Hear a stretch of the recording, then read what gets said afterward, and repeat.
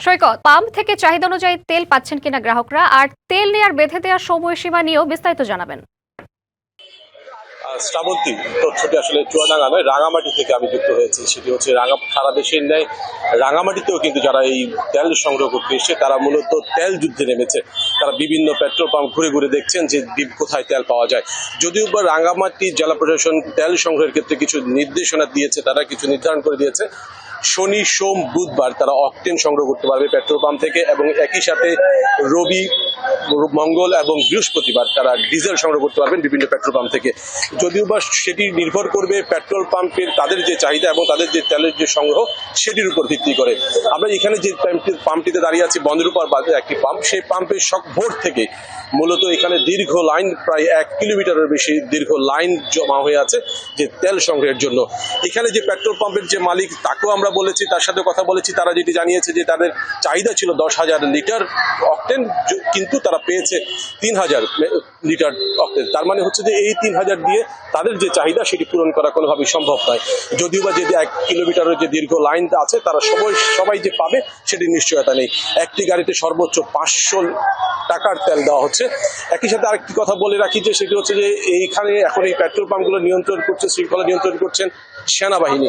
এর আগে যেভাবে বিশৃঙ্খল পরিস্থিতি দেখা যেত, এটি নিয়ন্ত্রণ করাটাও পেট্রোল পাম্প মালিকদের জন্য অনেক বেশি দুরূহ হয়ে যেত।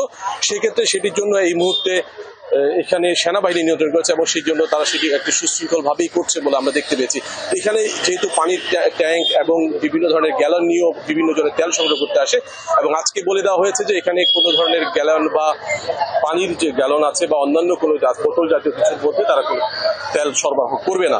যদিও যারা এসছেন তারা অনেকে ফেরত যাচ্ছেন, অনেকেই হয়তো আশা নিয়ে বসে আছেন যে তাদের টাঙ্কিতে করে হয়তো তারা তেল সংগ্রহ করতে পারবেন। নগদ নিয়ে এলো হার নামানা হার অফার। সর্বনিম্ন 10,000 টাকা রেমিটেন্স নগদে পাঠালে থাকছে স্বর্ণের হার জেতার সুযোগ। তবে এখানে একটা বিষয় বলে রাখা ভালো যে রাঙ্গামাটিতে যেহেতু ল্যাগ বেষ্টিত এই রাঙ্গামাটি জেলা, সেখানে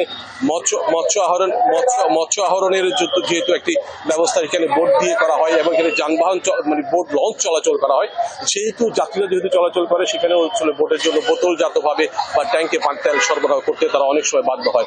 তবে এই সময় যাতে পুরো বাংলাদেশের মতো রাঙ্গামাটিতেও অনেকটা তেল যুদ্ধে এখনো পর্যন্ত অবতীর্ণ আছে। যারা তেল পাচ্ছেন তারা হাসি মুখে ফেরত যাচ্ছেন। অনেকেই পাম্প থেকে তেল না পেয়ে যারা ফেরত যায় তারা মন খারাপ করেই যায়, এবং এই ধরনের তেলের যে যুদ্ধ, সেই যুদ্ধে জয়ী হওয়ার জন্য মূলত পেট্রোল পাম্পগুলোতে আসেন এবং এই তেল সংগ্রহের জন্য বিভিন্ন পেট্রোল পাম্প ঘুরে বেড়ান।